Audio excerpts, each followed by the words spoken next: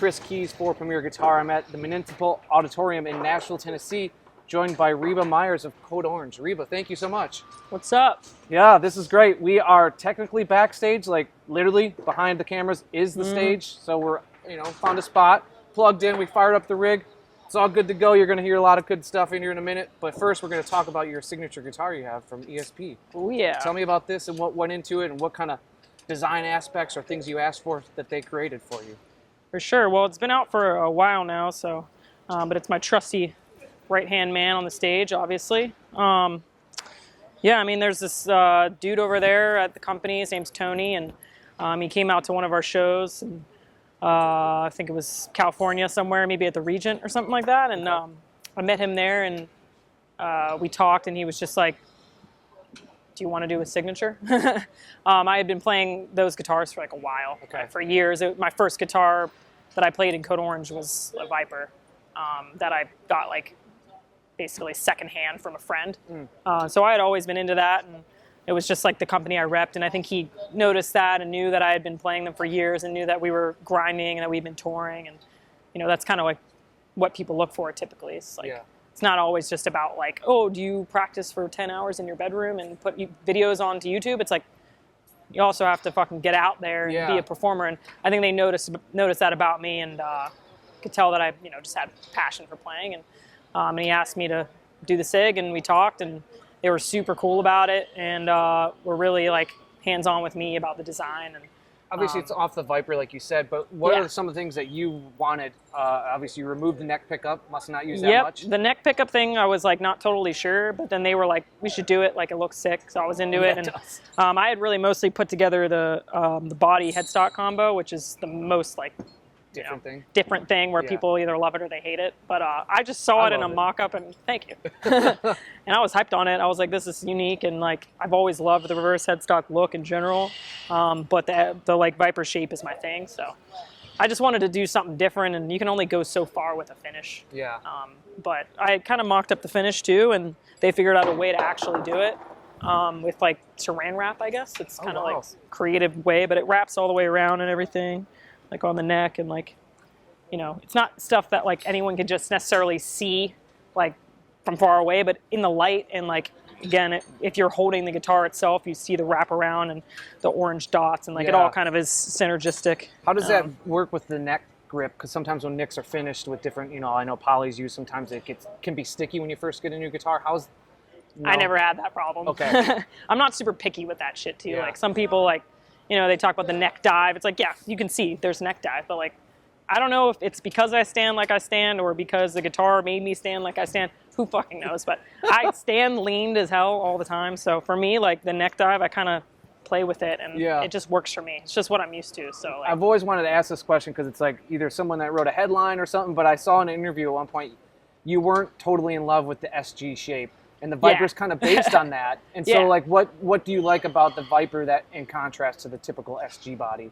Yeah, I mean, it's just like asymmetrical a little bit. And, I mean, I was a kid when I said that, and like obviously the SG is classic. Like, it's just your brain likes what your brain likes, and sometimes when I see symmetry, I just don't like it. Like, it's like I have tattoos on one side of my body, which I never really put together why, until recently, and I was like, oh. Maybe I like asymmetry. So I like the Viper. It has this curve to it. It's a little, off kilter, and it's just a little more evil and like cool and unique, and just gravitated towards it. And it's just like a metal guitar. You know? It plays heavy shit really good. Like it's got a thick sound, but it also has like, obviously a nice thin neck for faster playing and stuff like that. It's grown with me. And the thing that I've seen you do over your career is change out pickups. I've seen you with, EMGs. Currently, you have a Railhammer in there. How did you land into the Reverend world? Well, they're fucking awesome people and awesome company. And actually, currently he's our keyboardist, programmer guy, but he used to play guitar in the band. Shade. He has a signature with Reverend.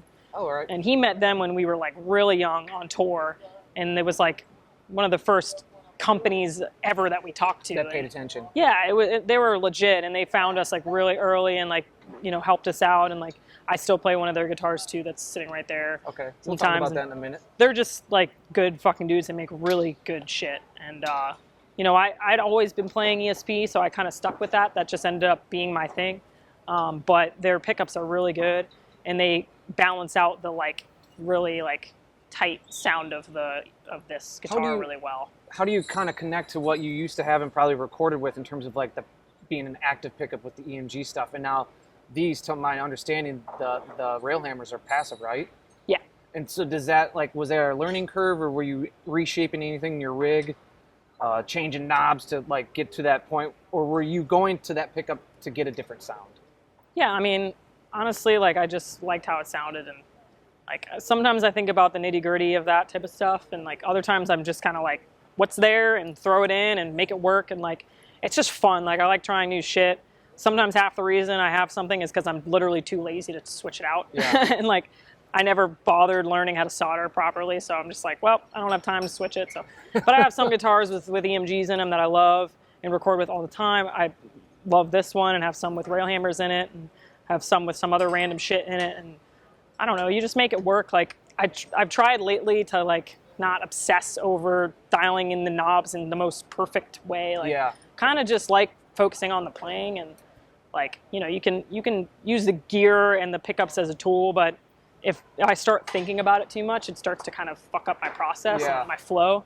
So I kind of just really like doing it in like a fun way, you know? It's like, give me something that I am not expecting, and I'll make like maybe write a different thing based off of it, you know, even if it's weird or whatever, unexpected.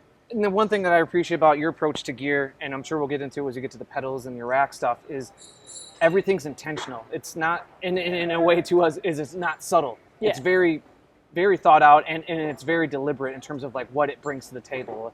Like when you have a drive pedal or a ring mod, you know it's on. You might not know in the crowd like that's what's happening, but the way you deliver your sound is always unique in that way. Thank you.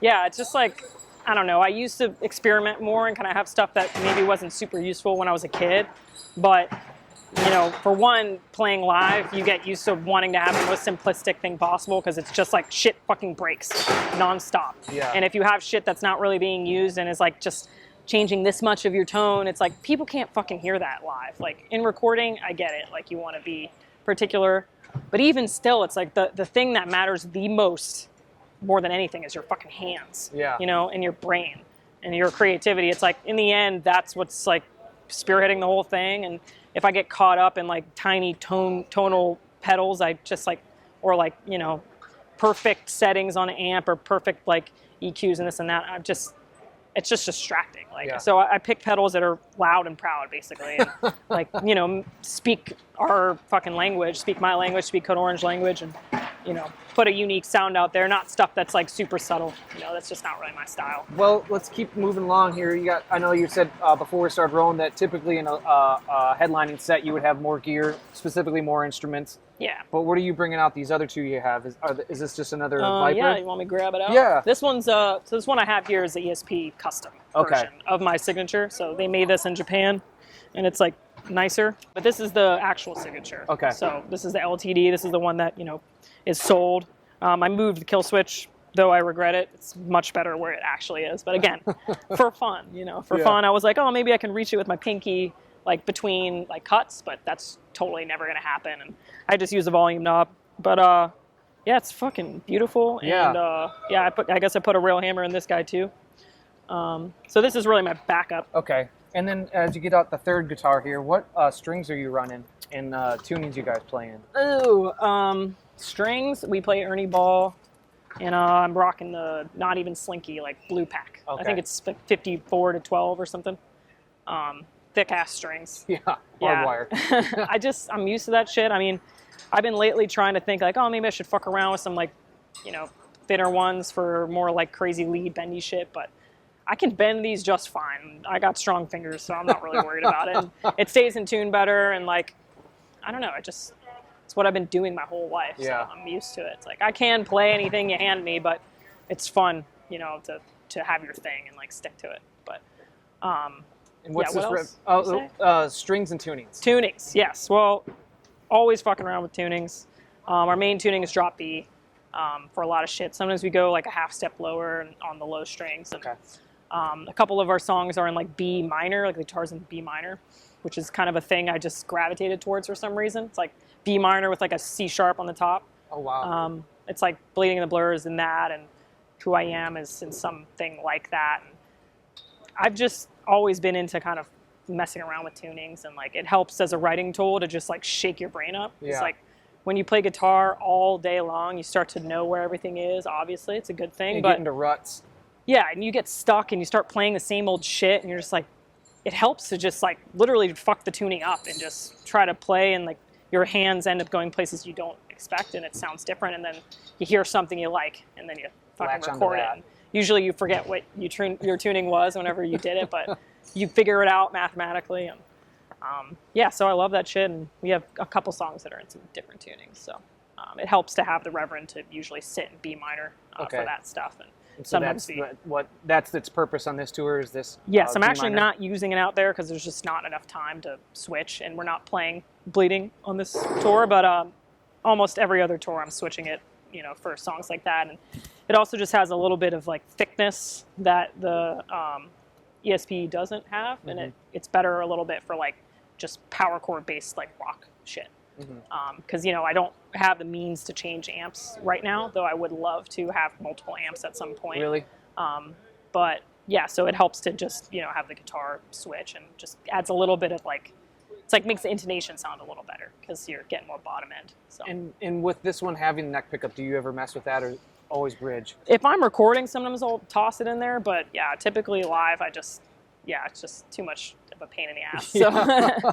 But I love it. Both pickups sound great. It's this P90 thing in the bridge, the neck, and then I think it's like the chisel or the anvil in the bridge. Okay. One of those two. I always forget which one, but they have this like bass control knob too, which is awesome. Contour. Yeah, and I mess with that a lot. Like I'll depending on the room, like I'll pull it down a little or up a little, and it's just it's a great guitar. They're like a very thoughtful guitar company in that regard. Like you might not think of that or even use it, but I've heard when people got their hands on it, it's a very useful knob. For sure, yeah. And a lot of times that stuff is like, you know, actually use it, but this is for sure useful, and it's their thing, and they definitely are the only company I know that has it. Yeah. So it's pretty unique. They're awesome. Well, let's move on to amps. All right. I've seen you rocking the EVH stuff for at least 2 or 3 years. Yeah, I think we were doing Marshall before that. Okay. And then we got going with EVH. Yeah, we have the EVH, just their like standard cabs. I think they have like Celestions in them. I think they're like the G12s or something like that. I forget, but yeah, we like customized them obviously, and you know, when you're miking the cab, this doesn't really matter, so it's kind of just like sick. It fucking blasts our shit out. And then been rocking the 5153 with EL34s in it. And yeah, I mean, these heads are really popular right now, and they're popular for a reason. These, I think, are hard to find, this one in particular lately, but it sounds fucking good. I mean, like, I'm not like an amp guru. I don't know about the circuits and shit, but it sounds fucking good. It's tight, but it has character, and you know, have you messed with the other versions? I think they have the 6L6 version. Have you messed with that one? Yeah, I've played a lot of them, and our other guitar player, Dom, plays the 6L6 one. Okay. And I think they blend kind of good together when we're playing live. So I've just always liked the EL34s, and coming from Marshall, playing their shit, like I gravitate towards that in my ears. And are you utilizing all 3 channels, or second and third? All of them, yeah. All 3? Yep. So I have basically this, like, these heads don't run on MIDI. So I have this little switcher that switches them for me, and it's all kind of wired in with Axe-Fx. So Axe-Fx is basically switching the amp channels, and it's all just coordinated, so I don't have to touch anything, and you know, it just does it all for me basically. But I use all of it, and all three channels sound really good. So. And I see you have a torpedo there. How are you using that? Yeah, that's kind of been a newish thing. It's been helpful for like big stages where the bass like bleeds into the cab a lot, and it's also just like a good fail-safe, and they sound really good blended in. But it's basically, you know, like a cab sim for people who don't know, and you can use it for recording and stuff. But for live, you can have it as an attenuator, which is nice. If you have to have your stage volume kind of quiet, it'll break the tubes up. Yeah. But then also there's a whole software platform that has like bajillion options of cab sims and mic placements and mics, and you can just use that in conjunction with the cab, or use it just by itself, and just send it straight to front of house and have them blend it with the cab mic. Is that what you're doing then? Yeah. Run it to front of house, so you have 2 signals, cab? Yep. Gotcha.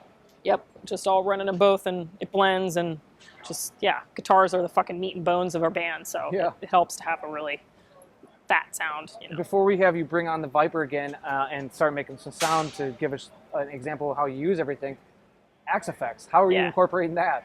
Yeah, so a lot of people obviously use Axe Effects for amps and amp modeling. Yeah. I never really got into that. Honestly, I was like very fearful of buying the Axe Effects. I was like, I don't know, it seems like going to the dark side a little bit. Yeah. But it's very convenient because I used to have like, you know, fucking 50 pedals and have to change them and put them in loops, and it's like just a disaster again because things break. So it's helpful. I just run it as an effects processor. So it's going through my effects loop of my amp. It's always on, and it's just, sometimes it's just like completely naked, maybe with a gate, you know, and then other times, yeah, like for leads and solos and like weird shit, I'll use it to, you know, throw some things in the chain basically. And I could just use it in conjunction with the pedals, and I really like it. I mean, like it has a digital sound to me. I mean, I know some people dive in like crazy to try to make it not, but it's like, to me, I'm like, why are you trying to make something digital sound analog when you just could have analog shit? Yeah. You know, make the digital thing sound digital like it does naturally, you know, because it is. So I kind of lean into that, and I use it for like more digital sounding delays that like really sit on top and like cut through. And you were talking to me about like plugins and stuff, because I use plugins a lot for like guitar effects, especially recording, but for live it's kind of hard to do that practically. But the Axe Effects is a good replacement in that sense, and it's, you know, basically a fucking computer in my rack, you know, so I'm using a computer for delays. It's just their brand shit, but it's all, you know, it's all basically the same thing. And it has, this like just unique like digital sound, and I like it, and it's easy to manipulate and control, and, you know, I can send MIDI to it and have it change without me touching anything, and it's grown on me a lot. So do you think you'll ever leave the tube amp world and go fully into the digital? No, will not. I refuse. You heard it, folks. 2022. He's never going digital. Fully digital. Not all the youth, you know, is digital. All right. I'm on the edge, you know, but no, I mean, I can't help it. Like, I love tube amps, and I love how they feel when I'm playing up there. Like, I do have in-ears in, which sucks, and hopefully I don't have to have in-ears in at some point, but so you're not a fan of them? I want to just fucking feel what's happening around me. Like, I'm sick of it. But so what's the pro then? You hear yourself, like singing especially. Okay. Singing is the main thing that in-ears help with. But when it comes to guitar, like hearing a guitar out of a cab behind me is just, there's nothing like it. Like, you can't make it sound the same in your ears no matter how good the monitor engineer is.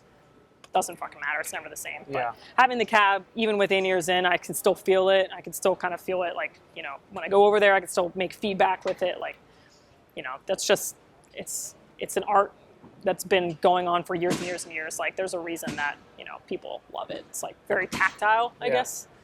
I just really like tactile stuff when it comes to everything in life, and guitar and amps are that, and pedals too. Yeah. So I love that shit. But yeah, I'm not gonna be a fucking stickler. I try to dabble in the digital stuff because it's cool too, and it has a unique sound, and I don't want to hold myself back.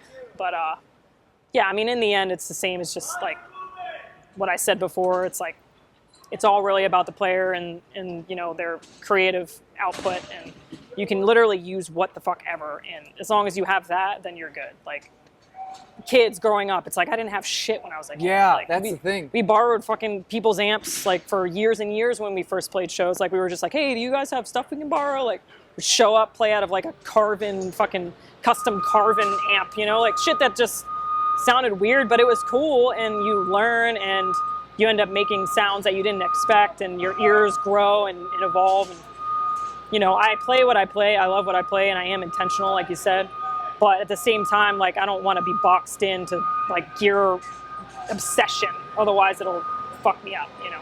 Now, I got to ask, because we talked a little bit outside, and now I want to get this on camera, is your guys' sound has evolved quite a bit since the beginning, and that's so cool to see a band. You have pros and cons and fans and not fans, and, you know, they drop off and they come back and all that bullshit we know. But are you using the gear to find new sounds, or is the gear like the means, or is like gear inspiring you? It's a good question. Yeah. I would say it's both. I mean, sometimes for sure, like, I'll go through phases where I'm like in exploration.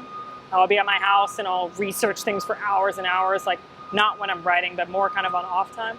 Find stuff, get it, and then just like fuck around with it forever. And sometimes that will inspire me and make me think in a new way, or if I'm listening to another like artist that I like from, you know, some other genre or something like that, it'll give me ideas, and gear in that way can inspire me. It kind of goes in a circle, like an oral right, and that'll inspire me to like find a piece of gear, you know. But it goes both ways. I mean, kind of just depends on like what hat you're wearing. It's like if I'm writing a song and I'm really sitting down and I'm writing a song, I'm probably not paying attention to the gear. Like I want almost the most simple situation possible. Yeah. Maybe just an acoustic guitar in a room, you know, whatever.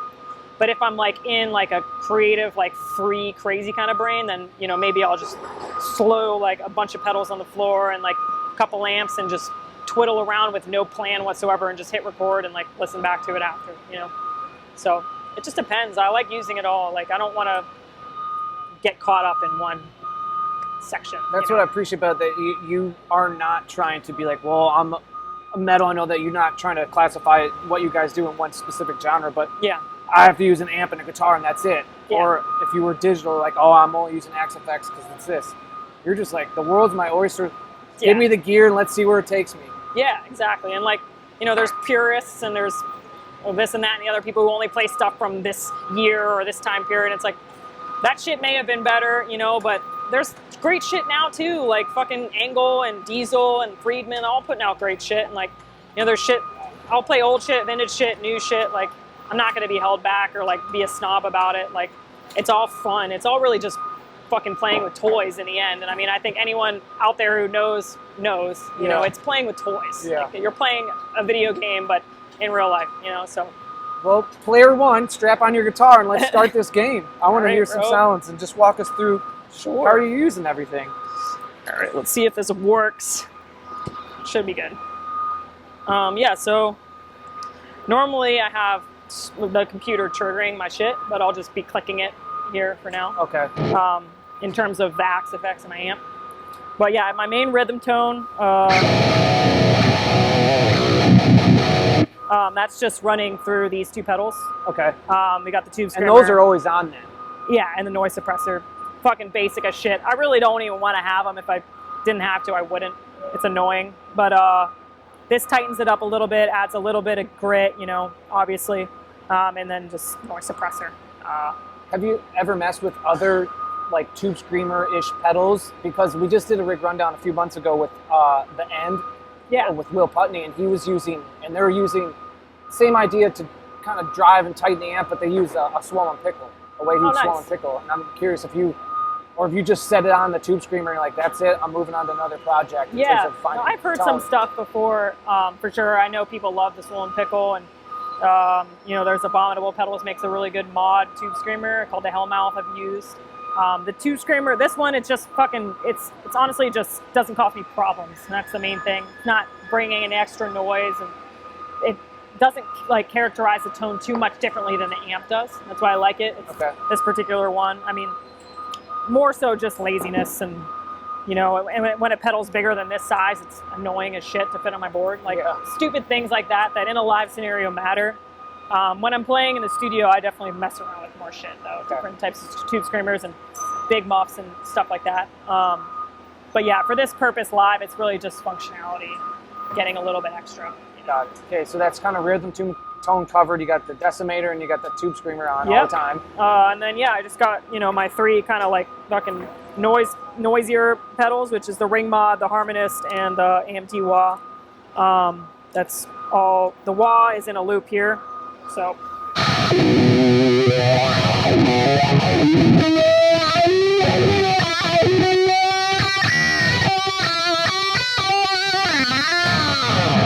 And yeah, I mean, I use those a lot. This is always on too, because I did do dives with it and shit. Oh. It's obviously not a tonal pedal, but it's just fucking fun. Why not have like a Floyd Rose? I would, you know, I tried. Next signature's coming out. No, I mean, I just didn't grow up playing a Floyd Rose. Like, I grew up playing with fucking pedals, and I think Floyd Roses are sick, but it also fucks with the tuning of the guitar, yada, yada, yada, so. Yeah. We've just always used the harmonists. I think Eric was the one who actually, like, brought it to the table, and then I just kept using it for years and years, and now I kind of have my way of using it, and I like it. Some people use those, like, red Digitech whammies. Yeah. It's kind of in that realm, but I don't know, no one uses these. So The only other person I saw use it, and he uses it a similar way you do, because he has a hardtail guitar, is Steven Brodsky from New Toy Man and Cave-In. Fuck yeah. He uses those. I think he has two of them, if I remember. One goes down and one goes up. Yeah, that would be useful. I don't usually put it on up mode, but yeah, I think Kurt Ballou has a couple of them, and I remember vaguely using them in his studio with some like weird reverb tails and stuff like that. Now, how are you using the ring mod? Because that is not a sound I would normally associate with anything aggressive or heavy. Yeah, well, it is fucking aggressive. That's what's hilarious about it. Most people, I don't know, I've always thought they sounded like shit, honestly. But then when I use it in a heavy context, it sounds like a fucking crazy noise. It's like a dinosaur or something. But let's hear this dino roar. Yeah, obviously. I have it looped with the wah right now because, you know, I can bend down and fucking... Oh. Or I can...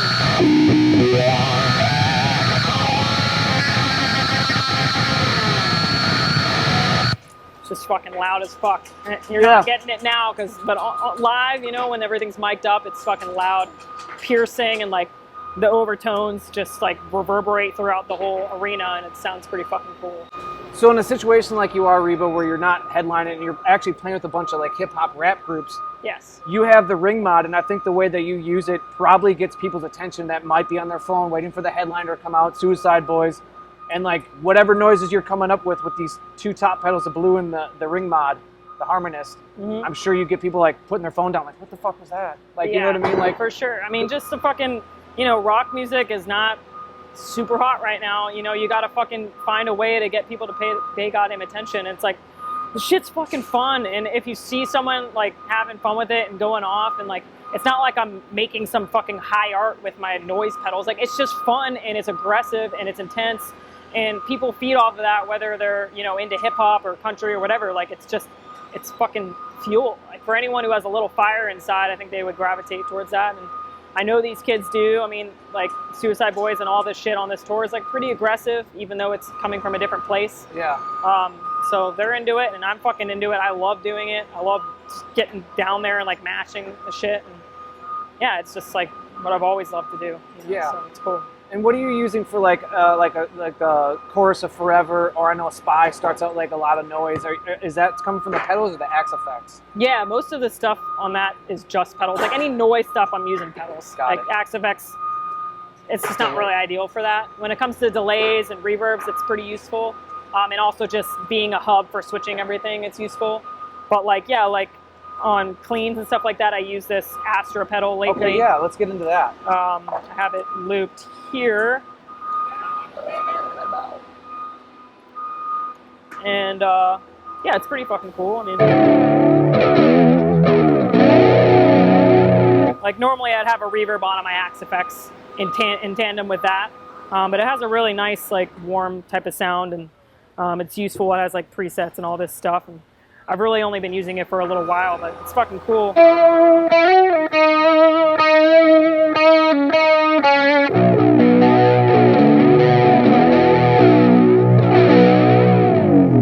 Oh, yeah. It's just shit that works together, you know? I see that it's called a Astra modulation machine, so it's more than just delay. There's a lot of different manipulation you can do there. I mean, you could talk about this pedal for a fucking hour, I'm sure, you know? I dial in like stuff that I like, and then I save. There's like a preset, you save it. That's what this like one side of the pedal is for. So you save your preset, and the other side is like what's actually on the knobs. So there's like a few different modes and all kinds of shit you can do with it.